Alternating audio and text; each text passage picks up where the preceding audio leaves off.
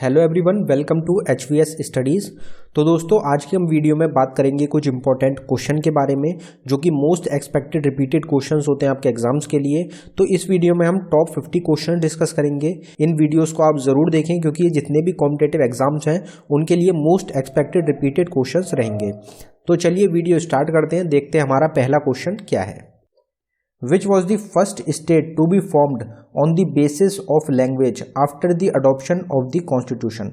तो कॉन्स्टिट्यूशन जब हमने अडॉप्ट कर लिया था उसके बाद पहली स्टेट कौन सी बनी थी जो कि बनी थी लैंग्वेज के बेसिस पे। तो आप सबको पता होगा कि जो ये स्टेट बनाई गई थी लैंग्वेज के बेसिस पे बनाई गई थी, जिसमें अनशन किया गया था, उसकी वजह से इस स्टेट को फॉर्म किया गया था। तो हमारा आंसर हो जाएगा आंध्र प्रदेश। तो आंध्र प्रदेश जो स्टेट है ये लैंग्वेज के बेसिस पे बनाई गई थी कॉन्स्टिट्यूशन को अडॉप्ट करने के बाद में।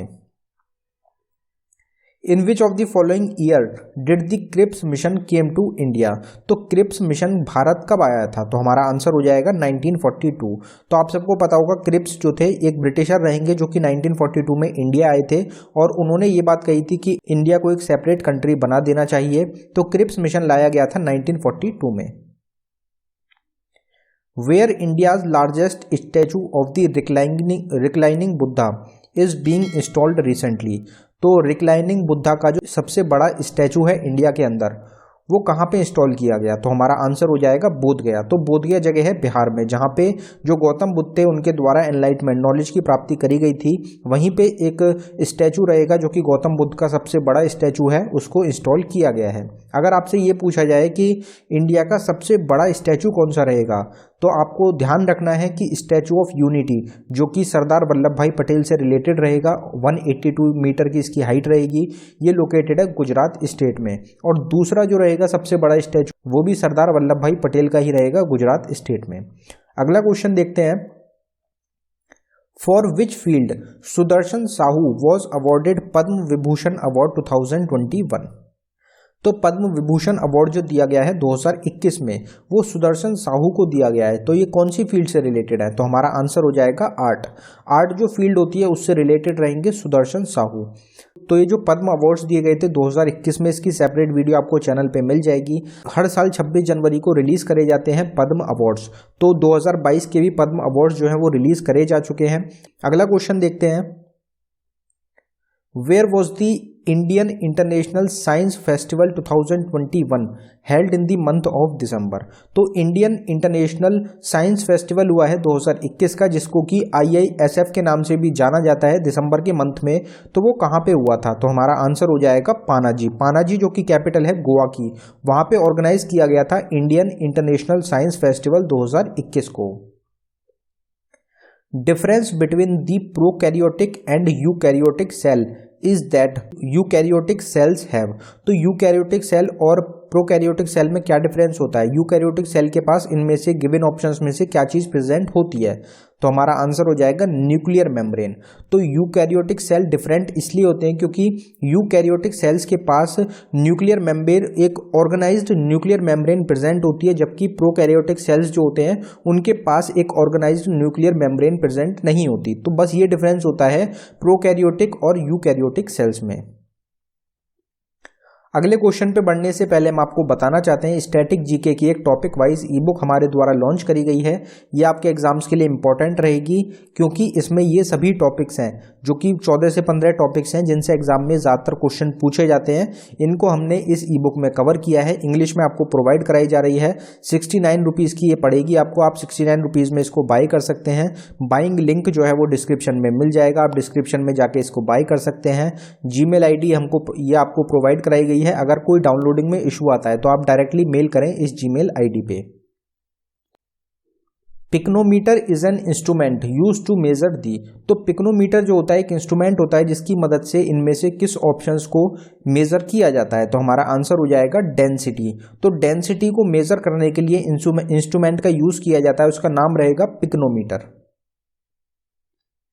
Which of the following was the ancient capital of Vijayanagar empire? एक साउथ से रिलेटेड एक एम्पायर रहेगा विजयनगर एम्पायर।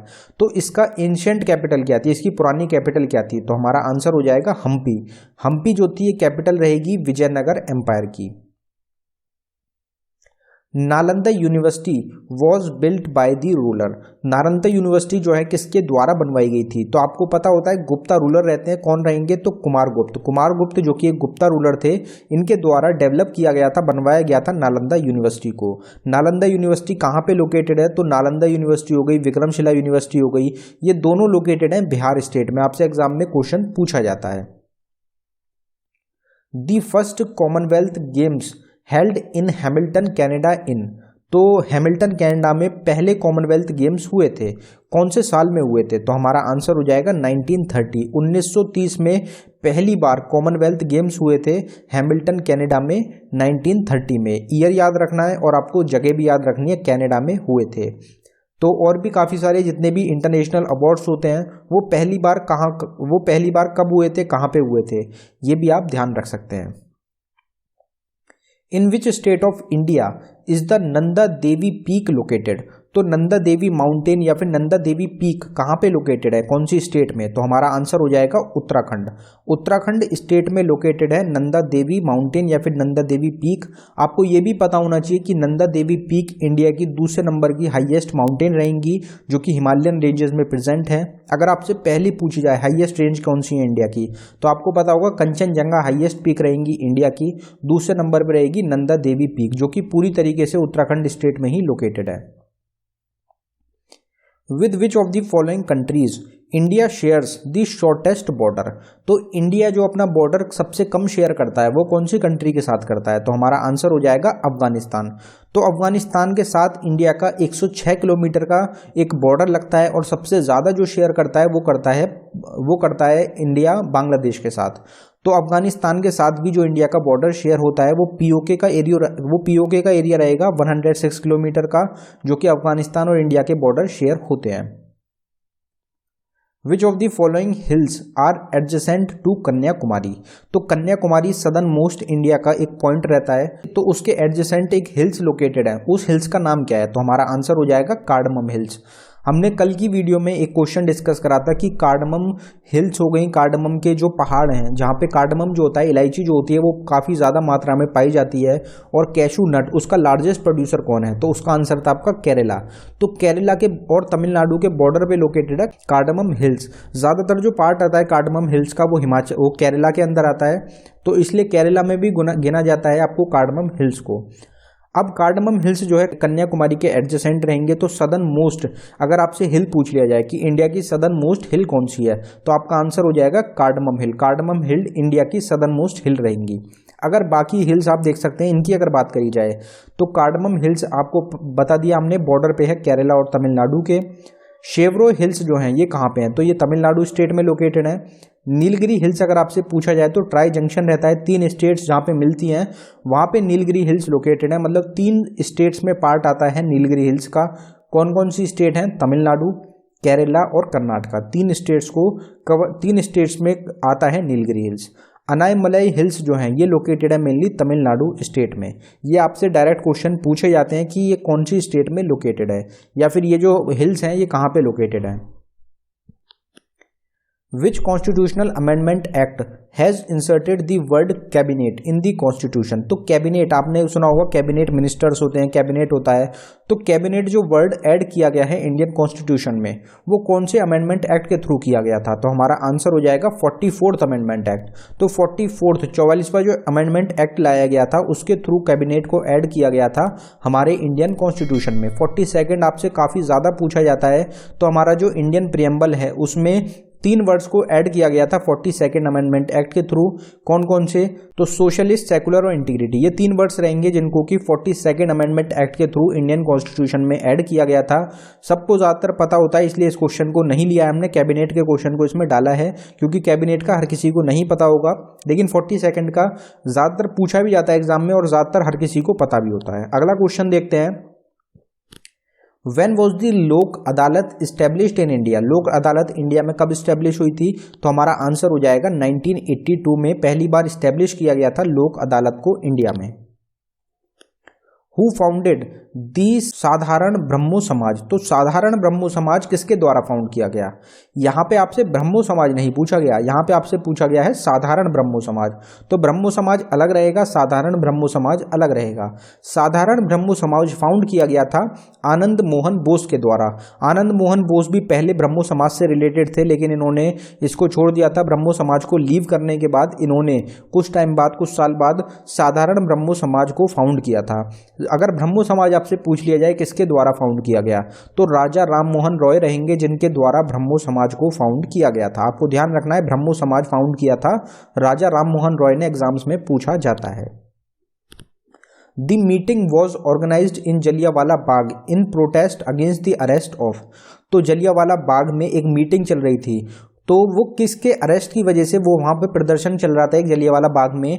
तो उसमें क्या था, जनरल डायर जो थे उनके द्वारा शूट का आदेश दे दिया गया था, और जलियांवाला बाग मैसकर का जो इंसिडेंट हुआ था वो उसी कारण की वजह से हुआ था। तो कौन लोग थे जिनकी वजह से, जो लोग थे, जो इंडियंस थे, वो प्रोटेस्ट कर रहे थे जलियांवाला बाग में? तो हमारा आंसर हो जाएगा डॉक्टर सत्यपाल और सैफुद्दीन किचलू। तो डॉक्टर सत्यपाल और सैफुद्दीन किचलू जो थे, इनको अरेस्ट कर लिया गया था ब्रिटिश गवर्नमेंट के द्वारा।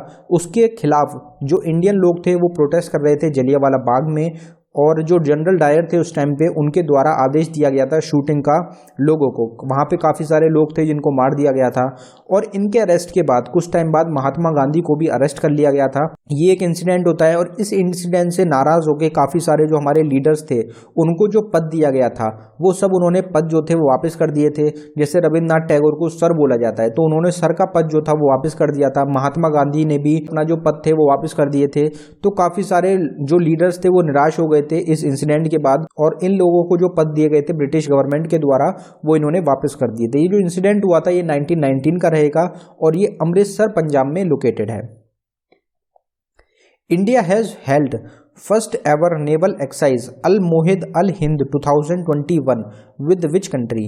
तो इंडिया ने एक अपनी पहली नेवल एक्सरसाइज करी है किसी कंट्री के साथ, जिसका नाम रहेगा अल मोहिद अल हिंद 2021। तो वो कौन सी कंट्री रहेगी जिसके साथ इंडिया ने पहली एक्सरसाइज करी है? तो हमारा आंसर हो जाएगा सऊदी अरेबिया। सऊदी अरेबिया और इंडिया के बीच में पहली नेवल एक्सरसाइज हुई है जिसका नाम है अल मोहिद अल हिंद 2021। पहली रहेगी इसलिए इंपॉर्टेंट है। The first city in India to provide 24/7 hours of pure drinkable water through the tap। तो कौन सी सिटी है इंडिया की जिन्होंने जो टैप वाटर होता है, प्योर ड्रिंकेबल वाटर, उस 24 घंटे के लिए प्रोवाइड कराया गया है। टैप वाटर को जो है पूरा ड्रिंकेबल वाटर बना दिया गया है, आप टैप पे जाके वहाँ पे पानी पी सकते हैं, वो बिल्कुल प्योर वाटर होगा। तो वो कौन सी सिटी है? तो हमारा आंसर हो जाएगा पुरी। तो पुरी जो जगह है उड़ीसा में, वहाँ पे प्योर ड्रिंकेबल वाटर आपको दिया जा रहा है टैप के through. Who was the founder of land holders society zamindari association 1838। तो लैंड होल्डर्स सोसाइटी या फिर जो जमींदारी एसोसिएशन है ये इस्टेब्लिश किया गया था 1838 में। किसके द्वारा इसको इस्टेब्लिश किया गया था या फाउंड किया गया था? तो आपका आंसर हो जाएगा द्वारकानाथ टैगोर। द्वारकानाथ टैगोर के द्वारा इस्टेब्लिश किया गया था या फाउंड किया गया था 1838 में लैंड होल्डर्स सोसाइटी या फिर जमींदारी एसोसिएशन को। Which river is the longest river in southern India, also known as Ganga of the South। तो गंगा ऑफ द साउथ के नाम से आप समझ गए होंगे इंडिया की दूसरे नंबर की सबसे बड़ी रिवर रहेगी, और पहले नंबर की साउथ की सबसे बड़ी रिवर है। कौन सी रिवर है? तो हमारा आंसर हो जाएगा गोदावरी रिवर। गोदावरी रिवर जो है इसको गंगा ऑफ द साउथ बोला जाता है। दूसरे नंबर की इंडिया की सबसे बड़ी रिवर है। पहली सबसे बड़ी रिवर हो जाएगी गंगा रिवर, उसके बाद गोदावरी रिवर जो कि साउथ में फ्लो करती है mainly. In which country is the Taklamakan desert located. तो टकलमकान डेजर्ट जो है ये कौन सी कंट्री में लोकेटेड है? तो हमारा आंसर हो जाएगा चाइना। तो चाइना में जो शिजियांग का एक एरिया रहेगा वहाँ पे लोकेटेड है टकलमका डेजर्ट। तो चाइना से काफ़ी ज़्यादा विवाद चल रहा है इंडिया का, तो उसी वजह से काफ़ी एक चर्चित विषय रहेगा। तो जितने भी चाइना से रिलेटेड क्वेश्चंस बन सकते हैं आप उनको तैयार कर लें। चाइना हो गया, पाकिस्तान हो गया, भूटान हो गया, नेपाल हो गया, श्रीलंका हो गया, म्यांमार हो गया, जो हमारी नेबरिंग कंट्रीज़ हैं, इनकी डिटेल्स आपको बिल्कुल पता होनी चाहिए। Which country recently organised the G7 summit 2021। तो 2021 में जो G7 समिट हुआ है, जो ग्रुप ऑफ 7 कंट्रीज का एक समिट हुआ है, वो किसके द्वारा ऑर्गेनाइज किया गया था? तो हमारा आंसर हो जाएगा यूनाइटेड किंगडम। यूनाइटेड किंगडम के द्वारा इसको ऑर्गेनाइज किया गया था और यूनाइटेड किंगडम में भारत को भी आमंत्रित किया था इस समिट में। Who one the men's single Australian open tennis title 2022। तो मेन सिंगल का ऑस्ट्रेलियन ओपन टेनिस टाइटल जो जीता गया है 2022 का, वो किसके द्वारा जीता गया? तो हमारा आंसर हो जाएगा राफेल नडाल। राफेल नडाल ने जीत लिया है ऑस्ट्रेलियन ओपन टेनिस टाइटल 2022 का। इन्होंने किसको हराया है? तो डेनियल मेडवेडेव को हरा दिया गया है इनके द्वारा। इससे पहले जो टाइटल था 2021 का, वो नोवाक जोकोविक के द्वारा जीता गया था 2021 वाला। अगला क्वेश्चन देखते हैं, which one is a renewable source of energy. इनमें से कौन सा एक रिन्यूएबल सोर्स है एनर्जी का? तो हमारा आंसर हो जाएगा सोलर एनर्जी। तो सोलर एनर्जी जो होते हैं, आपने देखा होगा सोलर पैनल्स होते हैं, उनके थ्रू जो सूरज से जो लाइट आती है उसके थ्रू जो एनर्जी डेवलप की जाती है वो एक रिन्यूएबल एनर्जी होती है और वो सोलर एनर्जी के रूप में काम करती है, जिनको कि बैटरीज में स्टोर किया जाता है। जो हमारा देश है वो काफ़ी एक बढ़ रहा है, 2025 या 2030 का लक्ष्य भी रखा गया है इंडिया के द्वारा रिन्यूएबल एनर्जी की तरफ बढ़ने का। तो ये जो हो जाएगा आपका आंसर हो जाएगा solar energy. Which among the following is the sweetest sugar. तो स्वीटेस्ट शुगर इनमें से कौन सी है? तो हमारा आंसर हो जाएगा फ्रक्टोज। तो इनमें से चारों में से जो सबसे स्वीटेस्ट होता है, जो सबसे मीठा होता है, वो होता है fructose. Integrated circuits used in computer are made with which of the following. तो आप सबको पता ही है कि सेमीकंडक्टर्स जो होते हैं उनकी शॉर्टेज चल रही थी पीछे टाइम में, तो ये किस चीज़ के बने होते हैं? तो आपका आंसर हो जाएगा सिलिकॉन। सिलिकॉन के बने होते हैं इंटीग्रेटेड चिप्स जो होती हैं, जो सेमीकंडक्टर्स होते हैं। अगर हम उनकी मेनली बात करें तो मोबाइल फ़ोन्स में, कंप्यूटर्स में, इलेक्ट्रॉनिक आइटम्स में जो ये चिप्स होती हैं, जो ये सेमीकंडक्टर्स होते हैं, इनका यूज़ किया जाता है। पीछे काफ़ी ज़्यादा शॉर्टेज आ गई थी इसकी देश के अंदर और भी काफ़ी सारी कंट्रीज़ में आ गई थी, तो सिलिकॉन के द्वारा इसको डेवलप किया जाता है। अब इंडिया ने एक PLI स्कीम के थ्रू कंपनीज़ को आमंत्रण किया है कि हमारे देश के अंदर जो ये चिप्स होती हैं, जो सेमीकंडक्टर्स होते हैं, उनको डेवलप किया जाए।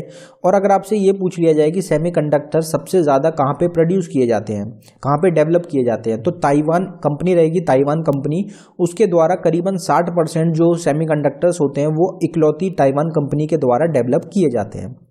अगला क्वेश्चन देखते हैं, what does abbreviation LED stands for. LED की फुल फॉर्म क्या होती है? हमारा आंसर हो जाएगा light emitting diode. Light emitting diode full form है LED की। Fundamental rights has been taken from the constitution of which country. Fundamental rights को हमने किस कंट्री से लिया है? तो हमारा आंसर हो जाएगा United states of America. America के द्वारा फंडामेंटल राइट्स को हमारे इंडियन कॉन्स्टिट्यूशन में ऐड किया गया है। सोवियत यूनियन के द्वारा फंडामेंटल ड्यूटीज को ऐड किया गया है हमारे इंडियन कॉन्स्टिट्यूशन में। Which of the following year has been declared as international year of coarse millets और सीरियल्स बाय यूनाइटेड नेशंस। तो यूनाइटेड नेशंस ने कौन से साल को डिक्लेयर किया है इंटरनेशनल ईयर ऑफ मिलेट्स या फिर सीरियल्स के नाम से? तो हमारा आंसर हो जाएगा 2023। तो 2023 को डिक्लेयर किया गया है यूनाइटेड नेशंस ऑर्गेनाइजेशन के द्वारा। What was the theme of the world Tourism day 2021। 2021 में जो वर्ल्ड टूरिज्म डे था उसकी थीम क्या थी? तो हमारा आंसर हो जाएगा tourism for inclusive growth. Tourism for inclusive growth जो थी, ये थीम रही थी 2021 में वर्ल्ड टूरिज्म डे की। Who among the following Indian has won the Booker Prize. तो इनमें से कौन से भारतीय हैं जिनको बुकर प्राइज से सम्मानित किया गया है? आप ऑप्शन देखते ही आप अरुंधति रॉय पे क्लिक करेंगे, अरुंधति रॉय पे आप अरुंधति रॉय को आप मार्क करेंगे, लेकिन आपको ये बात ध्यान रखनी है कि अरुंधति रॉय के साथ साथ बाकी दोनों ऑप्शंस जो हैं वो भी हमारे करेक्ट रहेंगे, ऑल ऑफ दी अबव। तो अरुंधति रॉय को बुकर प्राइज मिल चुका है, किरण देसाई को मिल चुका है, अरविंद अधिका को मिल चुका है। तीनों लोगों को सम्मान मिल चुका है बुकर प्राइज का, तीनों भारतीय रहेंगे। अगर इन तीनों की बात करी जाए कि इनको कौन सी बुक के लिए मिला है या फिर कौन से ईयर में मिला है, तो वो आप ध्यान रख सकते हैं। अरुंधति रॉय को सबसे पहले मिला था 1997 में God of small things book के लिए। किरण देसाई को 2006 में मिला था द इनहेरिटेंस ऑफ लॉस के लिए। अरविंद अडिगा को 2008 में दिया गया है द वाइट टाइगर बुक के लिए। तो इनकी बुक्स भी आपको ध्यान रखनी है, एग्जाम्स में पूछ ली जाती हैं। Instrument use to measure sound under the water. तो वाटर के अंडर साउंड जो होती है, जैसे कि ओशंस हो गए, सीज हो गई, उसमें जो साउंड होती है उसको मेजर करने के लिए किस इंस्ट्रूमेंट का यूज किया जाता है? तो हमारा आंसर हो जाएगा हाइड्रोफोन। जो सबमरीन होती है उनका मेनली पता लगाने के लिए हाइड्रोफोन का यूज किया जाता है वाटर के अंदर। विच of the following is the smallest national park of India? India का सबसे छोटा नेशनल पार्क कौन सा है? तो हमारा आंसर हो जाएगा साउथ बटन नेशनल पार्क, जो कि करीबन 5 किलोमीटर एरिया कवर करता है। कहाँ पे लोकेटेड है? तो अंडमान निकोबार आइलैंड पे ये लोकेटेड है। अंडमान निकोबार आइलैंड की अगर बात करी जाए तो करीबन 8-9 नेशनल पार्क्स हैं जो कि अंडमान एंड निकोबार आइलैंड पे लोकेटेड है, तो ये भी आपको पता होना चाहिए। Single citizenship has been taken from the constitution of which country? तो हमारी कंट्री में आपको पता है कि सिंगल सिटीजनशिप का प्रावधान है। हमारी कंट्री में सिर्फ एक कंट्री की सिटीजनशिप आप रख सकते हैं। ये जो लिया गया है ये कहाँ से बोरो किया हमने? तो हमारा आंसर हो जाएगा ब्रिटेन। तो ब्रिटेन के द्वारा ब्रिटेन के कॉन्स्टिट्यूशन से हमने लिया है सिंगल सिटीजनशिप को। Which country will host the Asian games 2022? 2022 में एशियन गेम्स होंगे, कौन होस्ट करेगा? तो हमारा आंसर हो जाएगा होंगझोउ, चाइना। चाइना में एक जगह रहेगी होंगझोउ, वहां पे होंगे एशियन गेम्स 2022 के। अगर एशियन गेम्स की बात करी जाए तो 2026 में होंगे, इसके बाद वो होंगे एची नगोया जापान में। 2030 के होंगे एशियन गेम्स दोहा कतर के अंदर। 2034 में होंगे Asian games Riyadh Saudi Arabia के अंदर। 4 साल के गैप में एशियन गेम्स को ऑर्गेनाइज करा जाता है। Who is the new chairperson of the railway board of India appointed on 1 जनवरी 2022? तो रेलवे बोर्ड ऑफ इंडिया के नए चेयरमैन चुने गए हैं 1 जनवरी 2022 से, जिनका कार्यकाल स्टार्ट हो रहा है। तो उनका क्या नाम है? तो हमारा आंसर हो जाएगा विनय कुमार त्रिपाठी। विनय कुमार त्रिपाठी को चुना गया था रेलवे बोर्ड ऑफ इंडिया का chairman. Which state government recently launched the go green scheme? Go green scheme को किसने लॉन्च किया है? तो हमारा आंसर हो जाएगा गुजरात स्टेट। गुजरात स्टेट ने लॉन्च किया था गो ग्रीन स्कीम को। स्कीम्स की वीडियो आप जरूर ध्यान रखें, एक सेपरेट वीडियो है, आप उसको देख सकते हैं। Who is the author of the book sunrise over Ayodhya nationhood in our times? तो सनराइज ओवर अयोध्या जो बुक है ये किसके द्वारा लिखी गई? तो हमारा आंसर हो जाएगा सलमान रुश्दी। यहाँ पे हमारा ऑप्शन गलत हो गया है, सलमान रुश्दी नहीं रहेंगे, यहाँ पे रहेंगे सलमान खुर्शीद। सलमान खुर्शीद अलग हैं और सलमान रुश्दी अलग हैं। तो सलमान खुर्शीद के द्वारा बुक को लिखा गया है sunrise over Ayodhya nationhood in our times. तो आप ध्यान रखें कि सलमान खुर्शीद आपका करेक्ट आंसर हो जाएगा। अगला क्वेश्चन देखते हैं। SIMBEX 21 is a exercise organised between India and? तो सिम्बैक्स 21 एक एक्सरसाइज रहेगी, मिलिट्री एक्सरसाइज रहेगी, किस किस के बीच में ऑर्गेनाइज करी गई है? तो हमारा आंसर हो जाएगा इंडिया एंड सिंगापुर। इंडिया और सिंगापुर के बीच में ऑर्गेनाइज किया गया है सिम्बैक्स एक्सरसाइज को। एस से हो जाएगा सिंगापुर, आई से हो जाएगा इंडिया और ई एक्स से हो जाएगा exercise. Who was the flag bearer of the Indian contingent in the Tokyo Paralympic on 24 अगस्त 2021? तो 24 अगस्त 2021 को टोक्यो पैरालंपिक जो थे वो स्टार्ट हुए थे। तो उस टाइम पे फ्लैग बेयरर कौन था इंडिया की तरफ से? जो इंडिया का फ्लैग लेके जिसने टोक्यो ओलंपिक की स्टार्ट करी थी इंडिया की तरफ से, वो कौन थे? तो हमारा आंसर हो जाएगा तेगचंद। तेगचंद जो है एक इंडिया के प्लेयर रहेंगे टोक्यो पैरा ओलंपिक की, जिनके द्वारा फ्लैग बियर रहेंगे, जिनके द्वारा टोक्यो पैरा ओलंपिक में फ्लैग को बियर किया गया था इंडिया की तरफ से। मरियप्पा थंगवेलु जो थे ये इनसे पहले ये फ्लैग बियरर चुने गए थे, लेकिन कोरोना वायरस के कुछ इशू की वजह से इनको बदल दिया गया था तेगचंद से। Nobel Prize was started in which of the following year? Nobel Prize कौन से ईयर में स्टार्ट हुआ था? हमारा आंसर हो जाएगा 1901 में स्टार्ट कर दिया गया था देना नोबेल प्राइज को। हवा महल वॉज बिल्ट बाय हुम इन 1799? 1799 में इस्टेब्लिश किया गया था, बनाया गया था हवा महल को। कहाँ पे लोकेटेड है? जयपुर सिटी में, जो कि है राजस्थान में। तो हवा महल जो बनाया गया है किसके द्वारा बनवाया गया था? तो हमारा आंसर हो जाएगा महाराजा सवाई प्रताप सिंह। महाराजा सवाई प्रताप सिंह के द्वारा डेवलप किया गया था, बनवाया गया था हवा महल को। Who is the author of the recently launched book sir Syed Ahmad Khan reason religion and nation? तो reason religion and nation sir Syed Ahmad Khan ये बुक किसके द्वारा लिखी गई? तो हमारा आंसर हो जाएगा शैफी खिदवी। शैफी खिदवी के द्वारा इस बुक को लिखा गया है, जिसका टाइटल आपको ध्यान रखना है सर सैयद अहमद खान से रिलेटेड बायोग्राफी, उनसे रिलेटेड एक बुक रहेगी। What is the another name of green algae, green algae का दूसरा नाम क्या है? तो हमारा आंसर हो जाएगा क्लोरोफाइटा। क्लोरोफाइटा जो है ये दूसरा नाम रहेगा ग्रीन एल्गाई का। तो क्लोरोफाइटा जो होता है ग्रीन एल्गाई हो जाएगा। अगर आपसे रोडोफाइटा पूछ लिया जाए कि रोडोफाइटा जो होता है ये किसका अनदर नेम होता है, साइंटिफिक नेम होता है, तो आपका आंसर हो जाएगा रेड एल्गाई का। ये हो जाएगा रेड एल्गाई का, ये हो जाएगा ग्रीन एल्गाई का। और आपसे अगर आपसे फाइयोफाइटा पूछ लिया जाए तो फाइयोफाइटा जो होता है ये ब्राउन एल्गाई का नाम हो जाएगा। ज़ेंदोफाइटा अगर आपसे पूछा जाए XANTHO फाइटा तो वो येलो ग्रीन एल्गाई का हो जाएगा।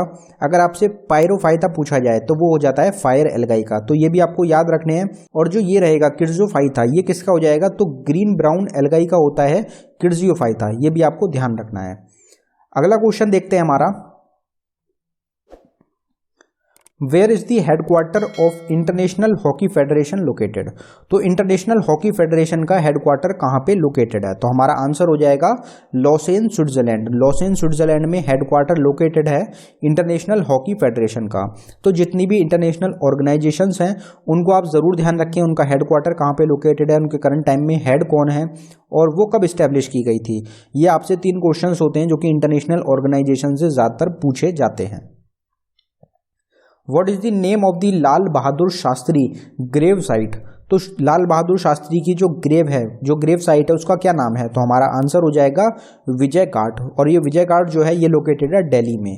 अगर जो हमारे ऑल लीडर्स रहेंगे अगर उनकी बात करी जाए कि उनकी ग्रेव जो है वो कहाँ पे लोकेटेड है तो वो भी आपको पता होनी चाहिए। जैसे महात्मा गांधी की जो ग्रेव है वो लोकेटेड है राजघाट दिल्ली में। जहाँ पे आपको सिटी नहीं दी गई है वो सब लोकेटेड है दिल्ली में। चौधरी चरण सिंह की जो ग्रेव है वो लोकेटेड है किसान घाट पे। राजीव गांधी की रहेगी वीर भूमि पे। जवाहरलाल नेहरू की ग्रेव है शांति वन दिल्ली में। इंदिरा गांधी की रहेगी शक्ति स्थल दिल्ली में। मोरारजी देसाई की ग्रेव है अभय घाट अहमदाबाद में। राजेंद्र प्रसाद जो कि पहले प्रेसिडेंट थे इंडिया के, उनकी ग्रेव लोकेटेड है महाप्रयाण घाट पटना में। डॉक्टर BR अम्बेडकर की ग्रेव रहेगी चैत्या भूमि दादर में। शंकर दयाल शर्मा की रहेगी कर्म भूमि दिल्ली में। तो ये सब ग्रेव्स रहेंगी इनकी जो कि कहाँ कहाँ पे लोकेटेड है ये आपको बताई गई हैं। गर्ड मुलर passed away recently in August 2021. He was related to which sport? तो गर्ड मुलर जिनका हाल ही में निधन हो गया है, अगस्त 2021 में इनकी डेथ हो गई है, तो ये कौन से स्पोर्ट से रिलेटेड थे? तो हमारा आंसर हो जाएगा फुटबॉल स्पोर्ट से रिलेटेड थे गर्ड मुलर। Who has been named as a recipient of the prestigious Lokmanya Tilak national award 2021? तो लोकमान्य तिलक नेशनल अवार्ड 2021 से किसको सम्मानित किया गया है? तो हमारा आंसर हो जाएगा साइरस पूनेवाला। साइरस पूनेवाला कौन रहेंगे? तो इंडिया की सबसे बड़ी जो वैक्सीन मैन्युफैक्चरर एक कंपनी रहेगी सीरम। तो सीरम जो कंपनी है उसके फाउंडर रहेंगे साइरस पूनेवाला। और अदार पूनेवाला जो है ये करंट टाइम में CEO रहेंगे सीरम इंस्टीट्यूट के। तो ये आपको ध्यान रखना है। तो साइरस पूनेवाला को लोकमान्य तिलक नेशनल अवार्ड 2021 से सम्मानित किया गया है। तो दोस्तों ये था हमारी वीडियो का आखिरी क्वेश्चन। अगर आपको वीडियो पसंद आई हो वीडियो को लाइक करें। अगर आपने अभी तक चैनल को सब्सक्राइब नहीं किया है तो चैनल को ज़रूर सब्सक्राइब कर लें। और जो सुपर 50 की सीरीज़ रहेगी ये आपको कैसी लग रही है ये आप कमेंट बॉक्स में टाइप करके बताएं, तो हम इसको ज़रूर कंटिन्यू करेंगे, जिसमें कि आपको 50 क्वेश्चंस हर एक दिन आपको प्रोवाइड कराते जाएंगे जो कि रिपीटेड मोस्ट एक्सपेक्टेड क्वेश्चंस होते हैं आपके एग्जाम्स के लिए। अगर आपने अभी तक हमारी ई बुक्स को बाय नहीं किया है तो हमारी 4 ई बुक्स रहेंगी, चारों का लिंक आपको डिस्क्रिप्शन में मिल जाएगा। आप चारों ई बुक्स को लिंक डिस्क्रिप्शन में जाके बाय कर सकते हैं। Thank you everyone.